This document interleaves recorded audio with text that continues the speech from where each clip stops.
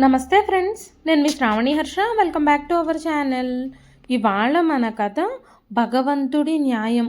కథని చివరి వరకు వినండి. నచ్చితే కనుక ఖచ్చితంగా తప్పకుండా ఒక లైక్ చేయండి. ఈ కథ పైన మీ విలువైన స్పందనని కామెంట్ రూపంలో మాకు తెలియజేయండి. కొత్తవారు ఎవరైనా చూస్తున్నట్లయితే మన ఛానల్ని సబ్స్క్రైబ్ చేసుకోండి. అంతేకాకుండా యూట్యూబ్లో కొత్తగా వస్తున్న హైప్ ఆప్షన్ని క్లిక్ చేసి హై పాయింట్స్ ఇవ్వడం మాత్రం అస్సలు మర్చిపోకండి. మీరు ఇచ్చే లైక్లు, షేర్లు, కామెంట్లు, ఇంకా ఈ హై పాయింట్స్ అనేవి మరెన్నో మంచి మంచి కథల్ని మీ ముందుకు తీసుకురావడానికి, మీకు చదివి వినిపించడానికి నాకు ఎంతగానో ప్రోత్సాహాన్ని ఇస్తాయండి. మరైతే ఇప్పుడు మనం కథలోకి వెళ్ళిపోదాము. సుశీలమ్మ గారు హాస్పిటల్ బయట రోహన్ కాళ్ళకున్న షూస్కి బురద అంటుకుంటే కడుగుతున్నారు. ఎందుకంటే రోహన్ కాలికైన బురదని చూసి ఏడుస్తూ ఉన్నాడు. అక్కడ కిరణ్, అతని భార్య సుశీలమ్మ గారిని చూసి నువ్వింకా బ్రతికే ఉన్నావా అంటూ ఆవిడ్ని ఎగతాళి చేస్తూ, ముసలిదానా, ఇక్కడ హాస్పిటల్లో ఆయాగా పనిచేస్తున్నావా? అంతకన్నా ఇంకేం చేస్తావులే, నీకొచ్చే జీతంతో ఎలా బ్రతుకుతున్నావో ఏమో. నా కొడుకు షూస్కి కూడా బురద అంటుకుంది, 500 రూపాయలు ఇస్తాను, వాటిని శుభ్రంగా కడిగి తీసుకురా అంటూ 500 రూపాయల నోటు చూపిస్తూ అన్నాడు కిరణ్. సుశీలమ్మ గారు తన కొడుకు వైపు నిస్సహాయ కళ్ళతో చూస్తున్నారు. ఏం ముసల్దానా, నా మాటలు వినబడడం లేదా? తొందరగా శుభ్రం చేసుకురా అంటూ కిరణ్ తన కొడుకు షూసు సుశీలమ్మ గారి వైపుకు విసిరాడు. వెంటనే ఒక్కసారిగా అతని చెంప చెళ్ళుమన్న శబ్దం విని షాక్ అయ్యాడు. సార్, ఎంత ధైర్యం మీకు అంటూ ఎదురుగా ఉన్న సెక్యూరిటీ గార్డ్ని చూసి కిరణ్, అతని భార్య షాక్ అయిపోయారు. సార్, ఏంటి మీ ప్రాబ్లం? ఈవిడిక్కడ పనిచేసే ఆవిడ, నేను డబ్బులిచ్చి పని చేయించుకుంటున్నాను అని కిరణ్ అనగానే కిరణ్ రెండో చెంప కూడా చెళ్ళుమంది. జాగ్రత్తగా మాట్లాడండి, లేదంటే మీరు జైలు పాలవుతారు అంటూ ఉండగానే హాస్పిటల్ లోపల నుంచి ఒక డాక్టర్ వచ్చి సుశీలమ్మ గారితో, రండి మేడం, త్వరగా రండి, మీటింగ్ మొదలవబోతోంది, మీకోసమే అందరూ ఎదురు చూస్తున్నారు అంటూ ఎంతో గౌరవంగా సుశీలమ్మ గారిని లోపలికి తీసుకెళ్లారు. కిరణ్, ఏమిటి మీటింగా అనుకుంటూ తనలో తనే గొనుక్కున్నాడు. రోహన్ని జాగ్రత్తగా ఇంట్లో దించమని డ్రైవర్కి అప్పచెప్పి సుశీలమ్మ గారు ఆ డాక్టర్తో కలిసి మీటింగ్కి లోపలికి వెళ్ళారు. ఆ మీటింగ్ పూర్తయిన తర్వాత సుశీలమ్మ గారికి గతం మరోసారి కన్నీళ్ల రూపంలో కళ్ళ ముందు కనిపించింది. మీటింగ్ హాల్లో నుంచి బయటకొచ్చి తన ఛాంబర్లో కూర్చొని గతంలోకి జారిపోయారు. ఈరోజు వర్షం ఆగేలా లేదు. బహుశా దేవుడు కూడా ఆవిడపై కోపంగా ఉన్నాడేమో అన్నట్టుగా ఉంది. రోడ్డు పక్కనే ఒక షెడ్ ఉంది. దాని కింద కళ్ళు సరిగ్గా కనిపించని సుశీలమ్మ గారు కర్ర సహాయంతో మూలలో నిలబడి వణుకుతున్నారు. ఆవిడ చేతిలో ఒక బ్యాగు కూడా ఉంది.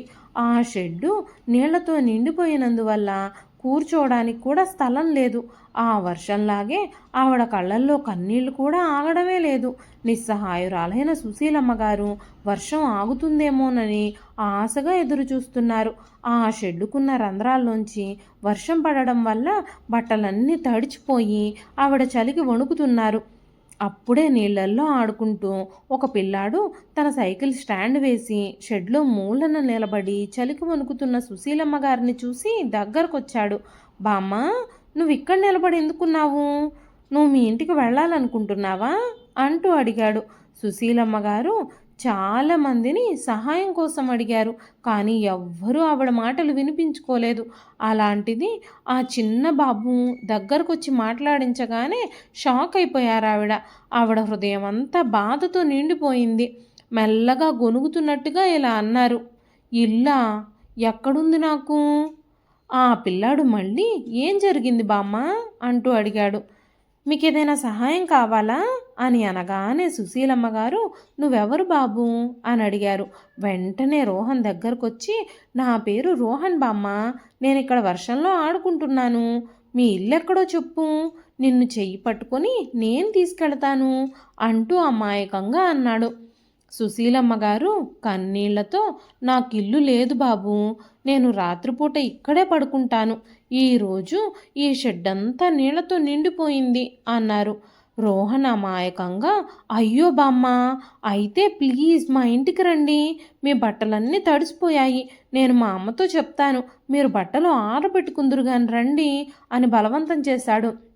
సుశీలమ్మ గారు, ఈ పిల్లాడెవరు, నా పైన ఇంత ప్రేమ చూపిస్తున్నాడు, నా సొంత బిడ్డలే నన్ను రోడ్డు మీద వదిలేశారు, కానీ ముక్కు మొహం తెలియని పసివాడు నన్ను వాళ్ళ ఇంటికి రమ్మని పట్టుబడుతున్నాడు, నా మీద చాలా ప్రేమ చూపిస్తున్నాడు, ఇప్పుడు నేనేం చెప్పాలి అంటూ ఆలోచిస్తూ, బాబు రోహన్, నేను మీ ఇంటికి వస్తే మీ అమ్మా నాన్న నిన్ను కోప్పడతారు, నువ్వు వెళ్ళిపో, నా బాధలేవో నేను పడతాను అన్నారు.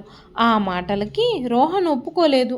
సుశీలమ్మ గారి చెయ్యి పట్టుకొని, రండి బామ్మ, ఇక్కడంతా నీళ్లున్నాయి, మీరు మా ఇంట్లో కాసేపు కూర్చుందరు కానీ ప్లీజ్ రండి అంటూ చెయ్యి పట్టుకుని లాగుతూనే ఉన్నాడు. ఆ బాబు మొండితనం ముందు సుశీలమ్మ గారి మాటలు గెలవలేదు. తన వెంటే వెళ్లాల్సి వచ్చింది. రోహన్ ఇల్లు కొంచెం దూరంలోనే ఉంది. సుశీలమ్మ గారిని ఇంటి బయట నిలబెట్టి రోహన్ ఇంట్లోకి పరిగెత్తాడు.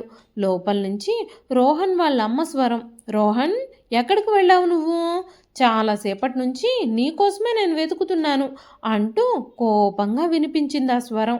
ఆ మాటలు వింటూ సుశీలమ్మ గారు బయటే ఆగిపోయారు. భిక్షగత్తెని ఇంట్లోకి ఎవరు రానిస్తారు అనుకుంటూ ఆవిడ మనసులోనే అనుకున్నారు. రోహన్ చిన్నవాడు, అమాయకుడు, నేను ఖచ్చితంగా రావాల్సిందే అని తను నన్ను ఇక్కడి వరకు లాక్కొచ్చాడు. నేను ఇక్కడి నుంచి వెళ్ళిపోవడమే మంచిది. నా జీవితంలో ఇప్పటి వరకు ఎన్నో అవమానాలు భరించాను. ఇప్పుడు మరిన్ని అవమానాల్ని సహించగలుగుతున్నాను. కానీ రోహన్ తల్లిదండ్రులు నన్ను చూసి ఎలా ఫీల్ అవుతారో, పిల్లల్ని ఎత్తుకుపోయే వాళ్ళల్లాగా భావించి నన్నేమైనా చేస్తారేమో, అవమానిస్తారేమో అనుకుంటూ సుశీలమ్మ గారు నిశ్శబ్దంగా ఇక అక్కడ ఉండడం మంచిది కాదు అని భావించి అక్కడి నుంచి వెళ్ళిపోయారు. బయటకు వచ్చేటప్పటికి వర్షం మరింత పెరిగిపోయింది. గబ్బగబ్బా నడుచుకుంటూ వచ్చి చెట్టు కింద ఒక బెంచి మీద కూర్చున్నారు ఆవిడ. ఆ చెట్టు మీద నుంచి కూడా వాన చినుకులు ఆవిడ మీదకి పడుతున్నాయి. కాబట్టి తన బ్యాగు తడిచిపోకుండా ఒక కవర్ తీసి ఆ బ్యాగ్ మీద కప్పి అక్కడే కూర్చుందావిడ. సుశీలమ్మ గారు 2 ఏళ్లుగా భిక్షాటన చేస్తూ జీవనం సాగిస్తున్నారు. ఆవిడ ఒంటి మీద ఉన్న బట్టలే ఆవిడ దయనీయమైన స్థితిని తెలియజేయడానికి సరిపోతాయి. వర్షం ఆగింది. సుశీలమ్మ గారు ఆ చెట్టు కింద నుంచి లేచి షెడ్డు దగ్గరకు వెళ్ళిపోయారు. వర్షంలో బాగా తడిసిపోవడంతో ఆవిడ చలికి బాగా వణుకుతున్నారు. వర్షంలో నాని నాని ఆవిడకి జ్వరం కూడా వచ్చేసింది. చుట్టూ చీకట్లు మెల్లమెల్లగా అల్లుకోవడం ప్రారంభించాయి. ప్రతి చోట వర్షం వల్ల నీళ్లతో నిండిపోవడంతో ఆవిడకి నిద్రించడానికి స్థలమే కనిపించలేదు. ఒక షాప్ ముందు కొంచెం స్థలం చూసుకొని ఆ బ్యాగ్లో నుంచి మరొక దుప్పటి తీసుకొని అక్కడ వేసుకొని తన బ్యాగ్ని దిండులాగా పెట్టుకొని ఒక తడి దుప్పటినే కప్పుకొని పడుకున్నారావిడ. వర్షం వల్ల పక్కనే ఉన్న టీ షాప్లో పెద్దగా జనం గుమిగూడారు. కొంతసేపటి తర్వాత కళ్ళు మూసుకున్న సుశీలమ్మ గారిని ఎవరో తట్టి లేపుతున్నట్టుగా అనిపించింది. సుశీలమ్మ గారు గబుక్కున లేచి కూర్చుని ఎవరు అంటూ అడిగారు. అప్పుడే ఆవిడకు ఒక గొంతు వినిపించింది. అమ్మా, ఇదిగో బామ్మ ఇక్కడే ఉంది అన్న గొంతు విని ఇది రోహన్ గొంతులా ఉందే అనుకుంటూ సుశీలమ్మ గారు చిన్నగా అన్నారు. అప్పుడు రోహన్ తల్లి, ప్రియా ఆంటీ, చాలాసేపటి నుంచి రోహన్ మీకోసమే వెతుకుతున్నాడు, మీరు దొరికితే కానీ ఇంటికి రానని మారం చేస్తున్నాడు, మీకోసం మేము ఎప్పటి నుంచో వెతుకుతున్నాం అంటూ తల్లి కొడుకులిద్దరూ సుశీలమ్మ గారితో ప్రేమగా గౌరవంగా మాట్లాడుతూ ఉండడంతో ఆవిడ హృదయం సంతోషించడమే కాకుండా ఆవిడ కళ్ళు కన్నీళ్లతో నిండిపోయాయి. అమ్మా, నాకు కళ్ళు కనిపించవు, ఏదో ఎదురుగా ఉండే వ్యక్తి ఆనవాలు తెలుస్తుందంతే, నేను ఎవ్వరి మొహాన్ని పరీక్షగా చూడలేను, ఈ రోహన్ని సాక్షాత్తుగా ఆ భగవంతుడే నా కోసం పంపించాడు అందావిడ. అప్పుడు ప్రియ, అయ్యో అమ్మా, అంత మాట అనకండి, మీరు చలికి బాగా వణుకుతున్నారు, నేను మీకోసం ఒక టీ తీసుకొస్తాను, మీకు తినడానికి ఏదైనా తీసుకొస్తాను అంటూ ఆ టీ షాప్లోకి వెళ్ళి టీ బన్ను తీసుకొచ్చి ఆవిడకిచ్చారు. సుశీలమ్మ గారు వెంటనే తీసుకున్నారు. అమ్మా, మీకు అభ్యంతరం లేకపోతే మీరు మా ఇంటికి రండి అంటూ అడిగింది ప్రియ. సుశీలమ్మ గారు, లేదమ్మా, నేను ఇక్కడే పడుకుంటాను, నా కోసం మీరు ఇబ్బంది పడకండి అంటూ వారించడంతో రోహన్ అతని తల్లి సుశీలమ్మ గారికి కొన్ని బాత బట్టలు, కప్పుకోవడానికి పొడి దుప్పటి తీసుకొచ్చి ఇచ్చారు. సుశీలమ్మ గారు దేవుడికి, ప్రియాకి పదే పదే కృతజ్ఞతలు తెలిపారు. ఆవిడ వణకడం చూసిన ప్రియ, ఆంటీ, మీకు ఆరోగ్యం బాగున్నట్టుగా లేదు, మీ ఒళ్ళంతా జ్వరంతో కాలిపోతుంది, మా రోహన్ వాళ్ళ నాన్నగారు ఒక డాక్టరు, మీరు మాతో పాటు మా ఇంటికి రండి, ఆయన మీకు ఏదైనా మందులు ఇస్తారు అని చెప్పగానే సుశీలమ్మ గారు, ఏం పర్లేదమ్మా, రేపు ఉదయానికల్లా నా జ్వరం తగ్గిపోతుంది అంటూ మొహమాటంగానే అన్నారు. సరే అయితే, రేపు ఉదయానికి గనక మీ జ్వరం తగ్గకపోతే మీరు ఖచ్చితంగా మా ఇంటికి రావాలి అంటూ అక్కడి నుంచి వెళ్ళిపోయారు ప్రియ. సుశీలమ్మ గారు, సొంత బిడ్డలకు కూడా నా మీద శ్రద్ధ కానీ ప్రేమ కానీ లేవు, నన్ను నిర్దాక్షిణ్యంగా ఇంటి నుంచి బయటకు పంపించేశారు, ఎవ్వరూ తెలియని, ముక్కు మొహం తెలియని వీళ్ళకి నా మీద భగవంతుడు ప్రేమని కలగజేశాడు అనుకుంటూ రోహన్ వాళ్ళిచ్చిన పరుపును విప్పి వాళ్ళిచ్చిన బట్టల్ని చూస్తూ ఆ తడి బట్టలు మార్చుకున్నారు. చలి జ్వరం నుంచి ఆవిడికి కొంచెం ఉపశమనం కలిగినట్టుగా అనిపించింది. వాళ్ళిచ్చిన దుప్పటి కప్పుకొని నిద్రపోయారు. ఉదయాన్నే రోహన్ తన తండ్రితో సుశీలమ్మ గారి గురించి చెప్పాడు. రాత్రి బామ్మకి చాలా జ్వరం వచ్చింది అనగానే వెంటనే రోహన్ తండ్రి అతనితో పాటు ఆ షాప్ దగ్గరికి వెళ్ళాడు. కానీ ఆవిడక్కడ లేదు. రోహన్ చాలా కంగారు పడ్డాడు. సుశీలమ్మ గారి కోసం ఆ చుట్టుపక్కలంతా వెతకడం మొదలుపెట్టాడు. రోహన్ తండ్రి అరుణ్ కూడా చుట్టుపక్కలంతా వెతికాడు. ఆవిడెక్కడా కనిపించలేదు.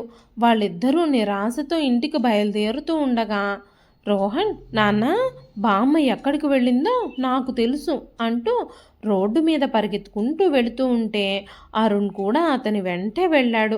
రోహన్ పరిగెత్తుకుంటూ ఆ షెడ్ దగ్గరకు వెళ్ళి నిన్న ఎక్కడైతే సుశీలమ్మ గారిని చూశాడో ఆ షెడ్ లోపల ఆవిడ కోసం వెతకడం మొదలుపెట్టాడు. అక్కడ సుశీలమ్మ గారు కనిపించగానే ఆవిడ్ని చూసి రోహన్ ప్రేమగా నవ్వాడు.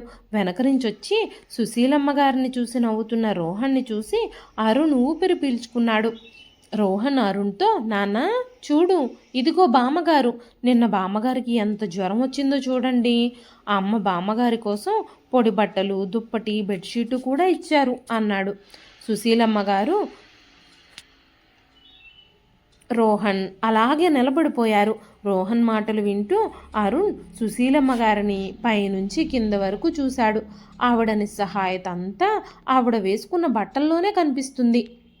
అరుణ్ సుశీలమ్మ గారి చెయ్యి పట్టుకుని చూసినప్పుడు ఆవిడకి జ్వరంగా ఉందని అర్థమైంది. అప్పుడు రోహన్, బామ్మ, రాత్రి నీకు అమ్మ పరుపు, దుప్పటి ఇచ్చింది కదా, అవి ఎక్కడికి వెళ్ళిపోయాయి అన్నాడు. సుశీలమ్మ గారు బాధగా, ఉదయాన్నే షాప్ దగ్గర నుంచి నన్ను బయటకు వెళ్ళమని నన్ను అక్కడి నుంచి లేపి బయటకు తోసేశారు. నా పరుపు, దుప్పటి వాళ్ళే లాగేసుకొని డస్ట్బిన్లో విసిరి కొట్టారు. వాళ్ళు షాప్ యజమానులు. వాళ్ళ షాప్ ముందు నేను పడుకోవడం ఇష్టం లేక వాళ్ళు అలా చేశారు అనగానే అరుణ్కి సుశీలమ్మ గారి మీద చాలా జాలి కలిగింది. వెంటనే తమ ఇంటికి తీసుకెళ్ళి ఆవిడకి చెకప్ చేసి జ్వరానికి కొన్ని మందులు ఇచ్చాడు. అమ్మా, ఈ రోజు నుంచి మీరు మాతో పాటు ఇక్కడే ఉండొచ్చు అన్నాడు అరుణ్. కానీ ఆ మాటలకి సుశీలమ్మ గారు అంగీకరించలేదు. నా కన్న బిడ్డలే నన్ను విడిచిపెట్టేశారు బాబు, ఇప్పుడు మీరు చూపించే ఈ ఆదరాభిమానాల్ని నేను అంగీకరించలేను, నన్ను ఇలా వదిలేయండి, మీరు ఇప్పటి వరకు చేసిన వాటికి చాలా చాలా కృతజ్ఞతలు అనగానే అరుణ్, అమ్మా, రోహన్ మిమ్మల్ని బామ్మ అని పిలిచాడు కాబట్టి మీరు నాకు తల్లి లాంటి వారు, మీరు మీ కొడుకింట్లో ఉండడానికి ఎందుకు నిరాకరిస్తున్నారు? సరే అయితే, మీరు నిరాకరించినా పర్వాలేదు, మీకు జ్వరం తగ్గిపోయి మీ ఆరోగ్యం కుదుట పడ్డాక నేను మిమ్మల్ని వెళ్ళిపోవాలి అని అనుకుంటే అస్సలు ఆపను, కానీ ప్రస్తుతానికి మాత్రం మీరు మాతో పాటు ఉండండి, మీరు బయటికి వెళ్ళి అలా కష్టపడడం ఈ పరిస్థితుల్లో మంచిది కాదు అన్నాడు అరుణ్. అరుణ్ ప్రేమగా అమ్మ అని పిలవగానే సుశీలమ్మ గారికి కాదనలేకపోయారు. అరుణ్ ఇంకా ప్రియా సహాయంతో సుశీలమ్మ గారు క్రమక్రమంగా కోలుకోవడం ప్రారంభించారు. కావలసినంత విశ్రాంతి, మంచి ఆహారం, ప్రియా సుశీలమ్మ గారి ఆరోగ్యం పట్ల చాలా శ్రద్ధ వహించడం, మెల్లమెల్లగా ఆవిడ ఆరోగ్యం మెరుగుపడడానికి సహాయపడ్డాయి. మంచి బట్టలు, మంచి ఆహారం కారణంగా ఆవిడ ముఖంలో మళ్ళీ మెరుపు తిరిగొచ్చింది. ఇటువంటి కష్ట సమయంలో రోహన్ మరియు అతని తల్లిదండ్రుల సహాయం ఆవిడకి లభించినందుకు సుశీలమ్మ గారు పదే పదే ఆ దేవుడికి కృతజ్ఞతలు తెలుపుకున్నారు. రోహన్ స్కూల్కి, అరుణ్ హాస్పిటల్కి వెళ్ళిపోయాక ఒకరోజు ప్రియ సుశీలమ్మ గారి పక్కనే కూర్చొని, ఆంటీ, మీకు అభ్యంతరం లేకపోతే మీ కుటుంబం గురించి నేను తెలుసుకోవాలి అని అనుకుంటున్నాను అంటూ అడిగింది. మీకు కొడుకులు, కూతుర్లు ఎవరూ లేరా అని అడిగిన ప్రియా మాటలకి సుశీలమ్మ గారు మౌనంగా ఉండిపోయి మరిచిపోయిన పాత రోజుల్ని మళ్ళీ గుర్తు చేసుకుంటూ ప్రియతో ఈ విధంగా చెప్పడం మొదలుపెట్టారు. మాట్లాడుతూ ఉన్నప్పుడు ఆవిడ మొహంలో బాధ స్పష్టంగా కనిపిస్తుంది. కళ్ళల్లోంచి జారిపడుతున్న కన్నీళ్లను తుడుచుకుంటూ, అమ్మ ప్రియా, నాకు కుటుంబం ఉంది, కానీ ఇప్పుడు వాళ్ళంతా ఎక్కడున్నారో కూడా నాకు తెలియదు. నన్ను నిస్సహాయంగా నడి రోడ్డు మీద వదిలేసి వెళ్ళిపోయారు. నేను చాలాసార్లు వెతికినా కూడా ఎవ్వరూ దొరకలేదు. నాకు 2 కొడుకులు, కోడళ్ళు, మనవళ్ళు ఉన్నారు. నేను నా కుటుంబానికి దూరమై 2 సంవత్సరాలు అవుతుంది అన్నారావిడ. సుశీలమ్మ గారు తన గతం గురించి ప్రియతో ఈ విధంగా చెప్పడం మొదలుపెట్టారు. నాకు పెళ్ళైన దగ్గర నుంచి నా భర్త చిన్న చిన్న వ్యాపారాలు చేసేవారు. ఇంట్లో ఏ విషయానికి కొదువ కానీ లోటు కానీ ఉండేది కాదు. 2 పిల్లల చదువులు, పెళ్ళిళ్ళు, అన్ని బాధ్యతలు తీరిపోయాక ఆయన వ్యాపార బాధ్యతల నుంచి కూడా రిటైర్ అయ్యి మిగిలిన జీవితం అంతా తీర్థయాత్రలు చేస్తూ గడపాలి అని నిర్ణయించుకున్నారు. కొడుకులు, కోడళ్ళు కూడా సంవత్సరానికి ఒకసారి మా దగ్గరికి వచ్చినా చాలా ప్రేమగా ఉండేవారు. ఒకసారి మేము తీర్థయాత్రల్లో ఉండగా మేము వెళుతున్న బస్సు ప్రమాదానికి గురైంది. నాకు, నా భర్తకి తీవ్ర గాయాలయ్యాయి. నా భర్త వెంటనే అక్కడికక్కడే మరణించారు. హాస్పిటల్ వాళ్ళు మా పిల్లలకి ఫోన్లో ఇన్ఫర్మేషన్ ఇచ్చారు. అప్పటికే నా కళ్ళకి గాయాలవ్వడంతో నా భర్తని చివరి చూపు కూడా చూసుకోలేకపోయాను. నా కళ్ళకి ఆపరేషన్ జరిగిందని, ఏడవడం అంత మంచిది కాదని డాక్టర్లు చెప్పారు. కానీ ఎన్నో ఏళ్ళు నాతో జీవించి ప్రేమని, సంతోషాన్ని పంచి నా బాధ్యతల్ని పంచుకున్న భర్తని దూరం చేసుకున్న నేను ఏడవకుండా ఎలా ఉండగలను? నా భర్త దూరమైన దుఃఖంతో నేను నా కంటి చూపుని కోల్పోయాను. నన్ను హాస్పిటల్ నుంచి డిశ్చార్జ్ చేసిన తర్వాత నా కోడళ్ళిద్దరూ కళ్ళు కనిపించని అత్తగారిని చూసుకోవడానికి చాలా ఇబ్బంది పడ్డారు. 2 కోడళ్ళు నా పనుల కోసం వంతులు వేసుకునేవారు. చాలాసార్లు నేను ఆకలితో ఆహారం కోసం ఎదురు చూసేదాన్ని, కానీ సాయంత్రం వరకు నాకు ఆహారం లభించేది కాదు. సుశీలమ్మ గారు కళ్ళు కనిపించని కారణంగా ఏ పని చేయలేకపోయేవారు. ఒక్కోసారి తన బట్టలను కూడా తిప్పివేసుకునేవారు. అయినా సరే కోడళ్ళు ఏమాత్రమూ సహాయం చేసేవారు కాదు. గదిలోనే దేనికోసమైనా వెతుక్కుంటూ మంచం తగిలి కింద పడిపోయేవారు. ఇవన్నీ చూసి కోడళ్ళు నవ్వేవారే తప్ప ఏమాత్రమూ పట్టించుకునేవారు కాదు. కళ్ళు కనిపించక సుశీలమ్మ గారు చాలా ఇబ్బందులు ఎదుర్కోవాల్సి వచ్చేది. ఒకరోజు పెద్ద కోడలు సునీత తన భర్త కిరణ్తో, ఈ కళ్ళు కనిపించని మీ అమ్మగారిని ఎంతకాలమని మనం చూసుకుంటాం? మీ తమ్ముడు భార్య అస్సలు పట్టించుకోవట్లేదు. మీ తమ్ముడు భార్య ఏ పని చేయదు. మీ అమ్మగారు కూడా నేను ఎంత చేస్తున్నా గొనుగుతూనే ఉంటున్నారు. నేను రోజంతా ఇంట్లో పనులు, మీ అమ్మగారి పనులు చేయడం వల్ల చాలా అలసిపోతున్నాను. ఇక నేను మీ అమ్మగారికి సేవలు చేయలేను. మీరు ఏదో ఒకటి నిర్ణయించుకోండి అంది. మరోవైపు చిన్న కోడలు లలిత కూడా తన భర్త కిషోర్తో, చూడండి, మీ అమ్మగారిని ఎక్కడైనా వదిలేయండి, లేకపోతే ఆవిడ కోసం ఒక పని మనిషిని పెట్టండి. నేను మాత్రం ఆవిడ పనులు చెయ్యలేను. అక్క కూడా ఆవిడ పనులన్నీ నా మీదే వదిలేస్తుంది. మీ అమ్మగారు కూడా నన్ను ఏదో ఒకటి అంటూనే ఉంటున్నారు అంటూ తన భర్తతో అంది. లలిత మాటలకి కిషోర్, చూడు లలిత, పని మనిషిని పెట్టుకుంటే పని మనిషికి ఇవ్వాల్సిన జీతం భారం అంతా మన మీదే పడుతుంది. అన్నయ్య మనకి డబ్బులు ఇవ్వడు. ఇప్పుడు పని మనిషిని పెట్టుకోవడం చాలా అవివేకమైన పని. నేను అన్నయ్యతో మాట్లాడతాను అంటూ కిరణ్ దగ్గరకు వెళ్ళి, అన్నయ్య, ఇప్పుడు అమ్మని చూసుకోవటం మనిద్దరికీ కష్టంగానే మారింది అన్నాడు. ఆ మాటలకి కిరణ్, అవును, సునీత కూడా అమ్మని చూసుకోలేను అని చెబుతుంది. మనం పని మనిషిని పెట్టుకుంటే పర్వాలేదు. ఒక పని మనిషిని పెట్టండి అన్నయ్య అన్నాడు కిషోర్. ఆ మాటలకి సునీత, డబ్బులేమన్నా చెట్లకు కాస్తున్నాయా? మేము అన్ని డబ్బులు పెట్టలేం అంది. అన్నదమ్ములిద్దరూ మాట్లాడుకొని పని మనిషికి అయ్యే ఖర్చు ఇద్దరూ పంచుకోవాలి అని చివరికి నిర్ణయించుకున్నారు. కొద్ది రోజుల్లోనే సుశీలమ్మ గారిని చూసుకోవడం కోసం ఒక పని మనిషిని ఏర్పాటు చేశారు. కానీ ఆ పని మనిషి సుశీలమ్మ గారికి సేవ చేయడానికి బదులుగా మాటి మాటికి ఆవిడ్ని తిట్టేది, ఒక్కోసారి కొట్టేది కూడా.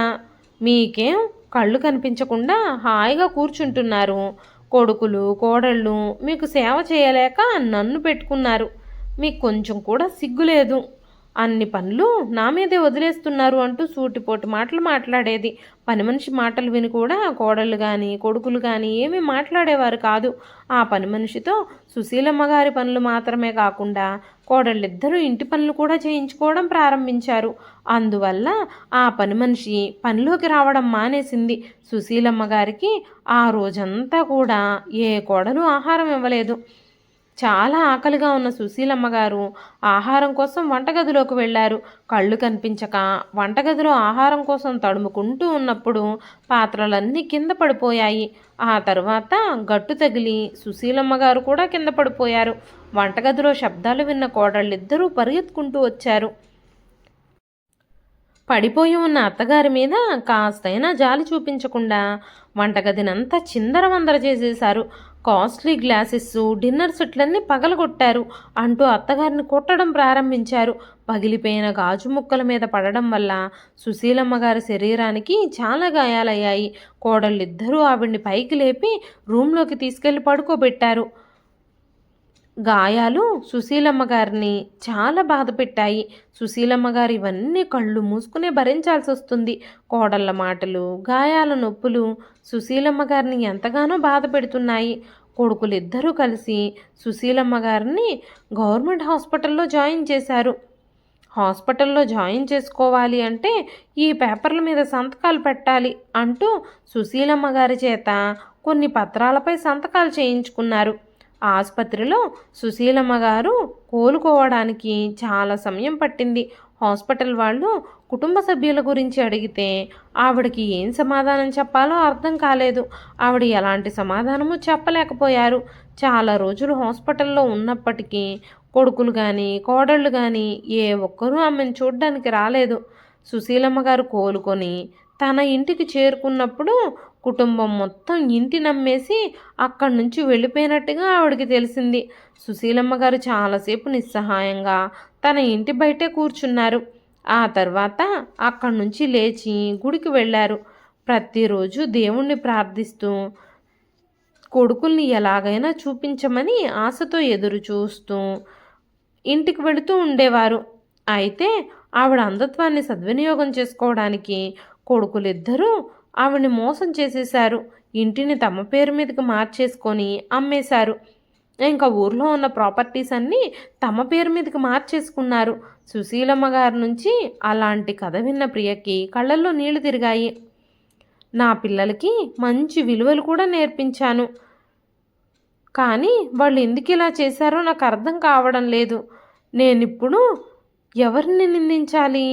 కన్న తల్లిని ఇలా నిస్సహాయంగా రోడ్డు మీద వదిలేసిన నా కొడుకులనా? నాకు ఇలాంటి పరిస్థితులు తీసుకొచ్చినా దేవుణ్ణి నిందించాలా? సొంత కొడుకులు కోడళ్ళు కూడా నన్ను ప్రేమించడం లేదు, నా బాధ్యతలు తీసుకోవడం లేదు, నన్ను రోడ్డు మీదే వదిలేశారు. 2 ఏళ్ళు నేను ఆ షెడ్లోనే జీవించాను. రోడ్డు మీద అడుక్కుంటూ నా కడుపు నింపుకున్నాను. ఎవరైనా వస్తారేమో నా కోసం అని ఎన్నో రోజులు ఎదురు చూశాను అంటూ చెబుతున్న సుశీలమ్మ గారి మాటలకి ప్రియకి చాలా దుఃఖం వచ్చింది. ఒకరోజు అరుణ్ సుశీలమ్మ గారితో ఇలా అన్నాడు, అమ్మా, హాస్పిటల్ వాళ్ళు ఉచిత కంటి శిబిరం నిర్వహిస్తున్నారు. మనకు ఒక అవకాశం ఉంది. మీరు మళ్ళీ చూడగలరా లేదా తెలుసుకోవడానికి మనం ఒక ప్రయత్నం చేద్దాం. వాళ్ళు మీ కళ్ళు చెక్ చేసి చెప్తారు అన్నాడు. అప్పుడు సుశీలమ్మ గారు కన్నీళ్లతో ఇలా అన్నారు, వద్దు బాబు, మీరిప్పటికే నాకు చాలా సహాయం చేశారు, అది చాలు నాకు. ఇప్పుడు నా కళ్ళ కోసం మీకు చాలా ఖర్చు అవుతుంది అన్నారు. ఆ మాటలకి అరుణ్, మీరు అలా మాట్లాడకండమ్మా, ఎవరికి తెలుసు, మళ్ళీ మీరు చూడగలరేమో. దానికంత ఖర్చు ఏమీ అవ్వదు. అది ఉచిత శిబిరమే. మీకు అన్ని టెస్టులు చేసి ఫ్రీగానే టెస్టులు చేసి మందులు కూడా ఫ్రీగా ఇస్తారు. ఏదైనా ఆపరేషన్ అవసరమైతే కొంత డబ్బే మనం చెల్లించాల్సి వస్తుంది. అయినా అసలు ముందు వాళ్ళు ఏం చెప్తారో చూద్దాం అంటూ సుశీలమ్మ గారిని బలవంతంగా కంటి శిబిరానికి తీసుకువెళ్ళాడు అరుణ్. ఆ శిబిరంలో ఆవిడ కళ్ళు చూపించినప్పుడు డాక్టర్లు ఆవిడ్ని పరీక్షలు చేసి ఆవిడికి మళ్ళీ చూపు వచ్చే అవకాశం ఉందని, కానీ ఎక్కువ రోజులు ట్రీట్మెంట్ తీసుకోవాల్సి వస్తుందని చెప్పారు. అరుణ్ ఆ డాక్టర్తో సుశీలమ్మ గారికి ట్రీట్మెంట్ చెయ్యమని చెప్పాడు. సుశీలమ్మ గారి కంటికి చికిత్స ప్రారంభమైంది. నెల రోజులు వైద్యం తీసుకున్న తర్వాత ఆవిడకి చూపొచ్చే అవకాశం ఉందని డాక్టర్లు చెప్పారు. రోహన్ ఆనందంతో ఎగిరి గంతులు వేశాడు. అరుణ్, ప్రియా కూడా చాలా సంతోషించారు. 3 నెలల తర్వాత సుశీలమ్మ గారి కంటికి ఆపరేషన్ చేశారు. ఆవిడ కళ్ళకి గంతలు తొలగించాల్సిన రోజు రానే వచ్చింది. సుశీలమ్మ గారు మొదటిసారిగా రోహన్ని చూడాలి అని కోరుకున్నారు. ఆవిడ కళ్ళకి కట్లు విప్పేటప్పుడు రోహన్ని ఎదురుగా నిలబెట్టి కట్లు తీశారు. కొంచెం కళ్ళు తెరిచి చూసేసరికి మొదటగా ఏమీ కనిపించలేదు. కొంతసేపటికి రోహన్ మొహం కనిపించింది. బామ్మ అంటూ రోహన్ కూడా సంతోషంగా ఆవిడ్ని కౌగిలించుకున్నాడు. సుశీలమ్మ గారు కూడా రోహన్ని కౌగిలించుకొని చాలా ప్రేమగా, ఆ దేవుడు నా కోసమే నిన్ను పంపించినట్టున్నాడు. నీ వల్లే ఇదంతా జరిగింది. ఆ రోజు నువ్వు నన్ను బలవంతంగా మీ ఇంటికి తీసుకురాకపోయి ఉంటే నేను ఇంకా ఆ రోడ్లపైనే అంటూ భావోద్వేగానికి గురయ్యారావిడ. ప్రియా, అరుణ్ సుశీలమ్మ గారి దగ్గరకు వచ్చి, అమ్మా ఇది బాధపడాల్సిన సమయం కాదు, సంతోషించాల్సిన సమయం. ఆపరేషన్ అయిన వెంటనే ఇలా ఆడకూడదు అంటూ ఓదార్చారు. సుశీలమ్మ గారు ఇప్పుడు చాలా సంతోషంగా ఉన్నారు. అరుణ్, ప్రియా సుశీలమ్మ గారిని తమతో శాశ్వతంగా ఉండమని కోరుకున్నారు. ప్రియా సుశీలమ్మ గారితో ఇలా అంది, అమ్మా నాకు కానీ అరుణ్కి కానీ తల్లిదండ్రులు లేరు. రోహన్ మిమ్మల్ని చాలా ప్రేమిస్తున్నాడు. మీరు మాతోనే ఉండిపోండి అని ప్రేమగా అడగడంతో సుశీలమ్మ గారు ప్రియా మాటకి ఎదురు చెప్పలేకపోయారు. రోజు రోహన్తో ఆడుకుంటూ రోహన్కి మంచి మంచి కథలు చెప్తూ ఆవిడ చాలా సంతోషంగా వాళ్ళతోనే గడపసాగారు. ఒకరోజు సుశీలమ్మ గారు అరుణ్ హాస్పిటల్ నుంచి ఇంటికి వచ్చే వరకు చాలా రాత్రైనా సరే అరుణ్ కోసమే ఎదురు చూస్తూ ఉన్నారు. అరుణ్ ఇంటికి రాగానే అరుణ్ని, ప్రియని తన గదికి రమ్మని పిలిచారు. సుశీలమ్మ గారు తన బ్యాగులో నుంచి తన భర్త ఫోటోను తీశారు. మీ ఇద్దరు వల్లే నేను మళ్ళీ ఇంత సంతోషకరమైన జీవితాన్ని గడుపుతున్నాను. ఈరోజు నా భర్త ఫోటోని నా కళ్ళతో చూస్తున్నాను. ఆయన్ని చివరి చూపు కూడా నేను చూడలేకపోయాను. ఇంకా ఆయన మొహాన్ని ఎప్పటికీ చూడలేనేమో అనుకున్నాను అన్న సుశీలమ్మ గారి మాటలు విని ప్రియా, అరుణ్ ఇద్దరూ చిరునవ్వు నవ్వారు. అప్పుడు సుశీలమ్మ గారు తన భర్త ఫోటో ఫ్రేమ్ని వెనక్కి తిప్పి దాని స్క్రూలు తీయడం మొదలుపెట్టారు. సుశీలమ్మ గారు ఏం చేస్తున్నారో తెలియక ప్రియా, అరుణ్ ఇద్దరూ అలాగే చూస్తూ నిలబడిపోయారు. ఆవిడ వెనక నుంచి కొన్ని పత్రాలు తీశారు. అవి చూసిన ఇద్దరూ ఆశ్చర్యపోయారు. అమ్మా ఇవేంటి అంటూ అరుణ్ అడిగాడు. ఇదేమిటో నాకు తెలియదు బాబు. నా భర్త చనిపోకముందు ఈ కవర్ నాకు ఇచ్చారు. ఆయన నాతో ఆ రోజు ఇలా అన్నారు, ఒకవేళ నీకంటే ముందుగా నేను చనిపోతే ఇది నీ దగ్గరే భద్రంగా ఉంచుకో. కొడుకులకి ఈ విషయం గురించి అస్సలు చెప్పొద్దు. వృద్ధాప్యంలో కొడుకులు కోడళ్ళు ఎలా ఉంటారో మనకి తెలియదు. వాళ్ళ నుంచి నీకేదైనా ఇబ్బంది వచ్చినప్పుడు ఈ కవర్ని ఓపెన్ చేసి చూడు అంటూ ఆయన నాతో చెప్పారు. ఇన్ని రోజులు నాకు కళ్ళు కనిపించకపోవడంతో ఈ కవర్ని ఎప్పుడు ఓపెన్ చేయాలని నేను అనుకోలేదు. కాస్త ఇందులో ఏముందో ఓపెన్ చేసి చూడండి బాబు అంటూ ఆ కవర్ని అరుణ్ చేతికిచ్చారు సుశీలమ్మ గారు. ఆ పత్రాలు చూసి అరుణ్ షాక్ అయిపోయాడు.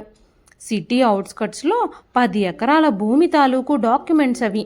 అప్పుడు సుశీలమ్మ గారు ఇలా అన్నారు, మేము తీర్థయాత్రలకు వెళ్లే ముందు ఆయన భూమిని కొనాలి అని అనుకుంటున్నట్టు నాతో చెప్పారు. ఆ భూమి తాలూకు పేపర్లే ఇవయ్యుండొచ్చు అన్నారు. రోడ్డు మీద భిక్షగత్తెగా ఉన్న నన్ను తీసుకొచ్చి మీ గుండెల్లో పెట్టి చూసుకుంటున్నారు. ఇప్పుడు మీరిద్దరూ నా బిడ్డలు కాబట్టి ఆ భూమిని మీకు బహుమతిగా ఇవ్వాలి అని అనుకుంటున్నాను. నా కోసం నా సొంత పిల్లలు కూడా ఏమీ చేయలేదు. మీరు నన్ను ఎంతగానో ఆదరించారు. కాబట్టి ఈ బహుమతిని మీరు స్వీకరించండి అన్నారు సుశీలమ్మ గారు. ఇదంతా చూసి అరుణ్, ప్రియ ఒకరి మొహాలొకరు చూసుకున్నారు. కొంతసేపటికి ఇద్దరూ, అమ్మా ఇది మేము తీసుకోలేము, ఏ ఆశతోనూ మేము మీకోసం ఇదంతా చేయలేదు అన్నారు. ఆ మాటలకు సుశీలమ్మ గారు, దీన్ని భూమిగా కాకుండా నా ప్రేమగా చూడండి, దయచేసి కాదనకండి అన్నారు.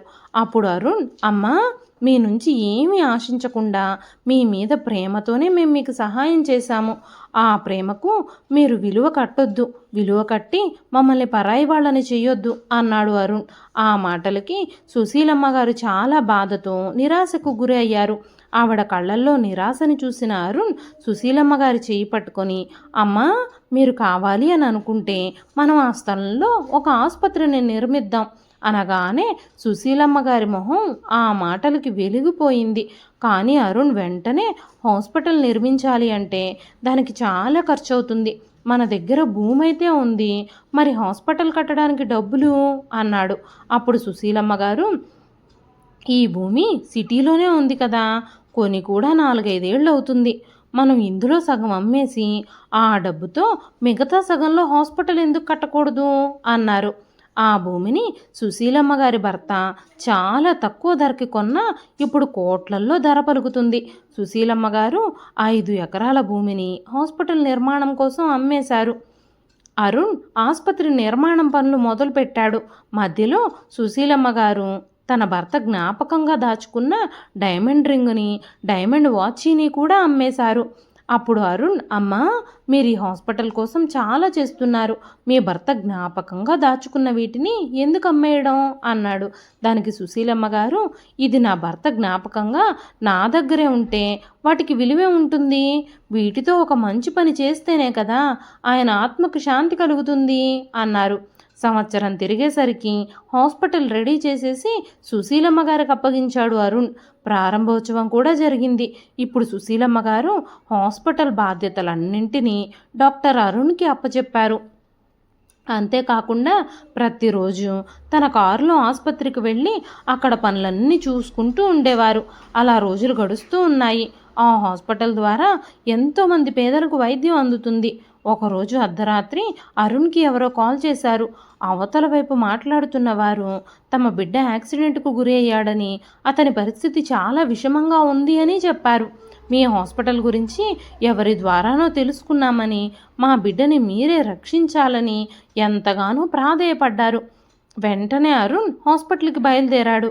అక్కడికి వెళ్ళి చూస్తే అతని శరీరంపై ఉన్న గాయాలకు కట్లు కట్టున్నాయి. అయితే ఆ బాబు స్పృహలో లేడు. ఆ బాబుని అడ్మిట్ చేసుకొని కొంత సమయం ట్రీట్మెంట్ తర్వాత అరుణ్ ఇంటికొచ్చాడు. ఇంటికొచ్చాక తన భార్య ప్రియాతో ఇలా చెప్పాడు, ఈరోజు ఒక చిన్న బాబు యాక్సిడెంట్కి గురైన కేసు వచ్చింది హాస్పిటల్కి. అతని కాలు ఎముక చాలా నలిగిపోయింది. ఆ పిల్లాడి కాలుకు కనుక ఇన్ఫెక్షన్ అయితే కాలు తీసేయాల్సి వస్తుందేమోనని నాకు అనుమానంగా ఉంది. ఆ పిల్లాడికి కూడా మన రోహన్ వయసే ఉంటుంది. రేపటికి రిపోర్ట్స్ అన్నీ వచ్చేస్తాయి.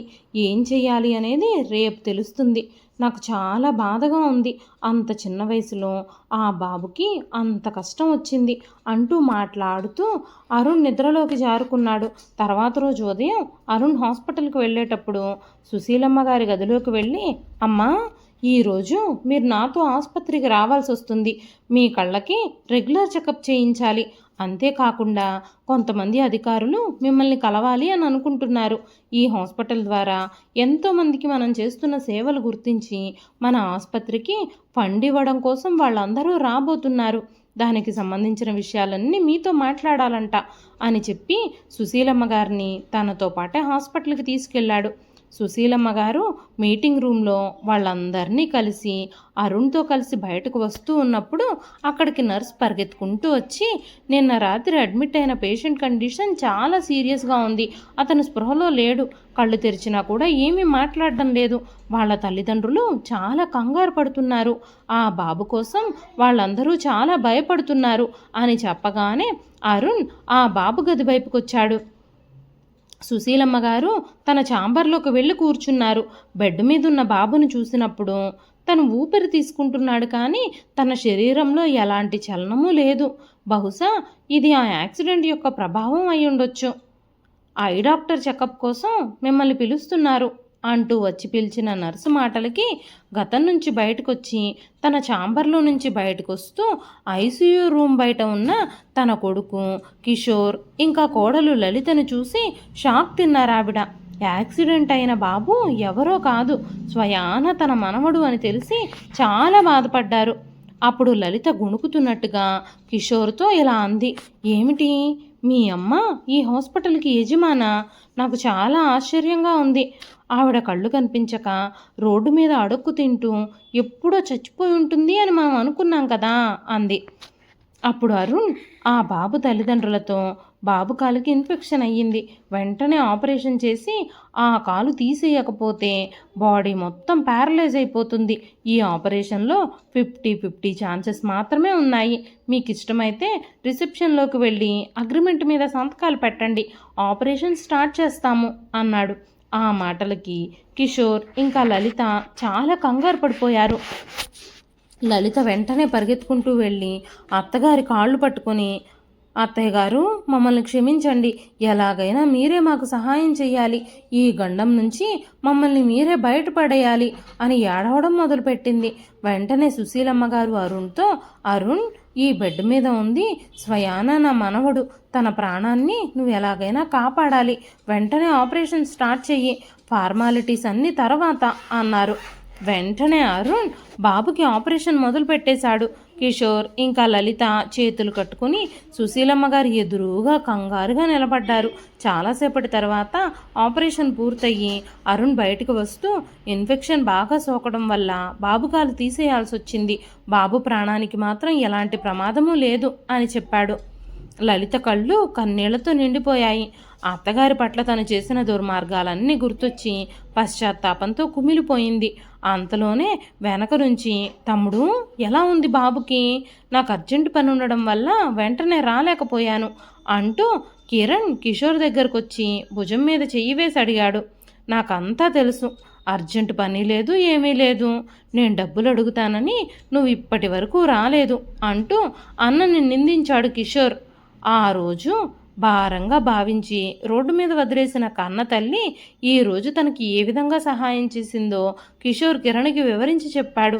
అప్పుడు కిరణ్కి అర్థమైంది, ఉదయం తను హాస్పిటల్లో స్వీపర్ అనుకొని అవమానించిన తన తల్లి ఈ హాస్పిటల్ యజమాని అని. కొడుకులిద్దరూ సిగ్గుతో తల్లి కాళ్ళు పట్టుకున్నారు. అమ్మా మమ్మల్ని క్షమించు, నేను చూస్తుంటే మాకు చాలా గర్వంగా ఉంది, మాతో పాటు వచ్చేయమ్మా, నేను చాలా జాగ్రత్తగా చూసుకుంటాము, మమ్మల్ని క్షమించు, మేము చేసిన తప్పులన్నీ మాకు తెలిసొచ్చాయి అంటూ ఆవిడ కాళ్ళు పట్టుకుని ప్రాధేయపడుతూ అడిగారిద్దరు. సుశీలమ్మ గారు కొడుకులిద్దరిని క్షమించడానికి సిద్ధంగానే లేరు. ఆవిడ కొడుకులతో ఇలా అన్నారు, అయినా ఏ మొహం పెట్టుకొని నన్ను మీతో పాటు వచ్చేయమని అడుగుతున్నారు? ఇప్పుడు నేను ఈ హాస్పిటల్ యజమానిని కాబట్టి మీరు నన్ను మీతో పాటు తీసుకెళ్లాలని తాపత్రయపడుతున్నారు. అదే నేను కనుక రోడ్డు మీద అడుక్కుంటూ మీకు ఎదురైతే ఈ కన్నతల్లి మీద ఇంతే ప్రేమ చూపించేవారా? అయినా నా ఇద్దరి కొడుకులు ఎప్పుడో చచ్చిపోయారు, నాకిప్పుడున్నది ఒకే ఒక్క కొడుకు, కోడలు, మనవడు, వారే అరుణ్, ప్రియా ఇంకా రోహన్ అని చెప్పి తన కారులో అక్కడి నుంచి ఇంటికి వెళ్ళిపోయారు. ఇదండి ఈరోజు కథ.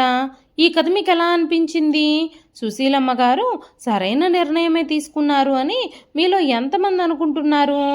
సుశీలమ్మ గారు తన కొడుకులని కోడళ్ళని క్షమించి కొడుకులతో పాటు వెళ్ళిపోయి ఉంటే బాగుండేది అని మీలో ఎంతమంది భావిస్తున్నారు?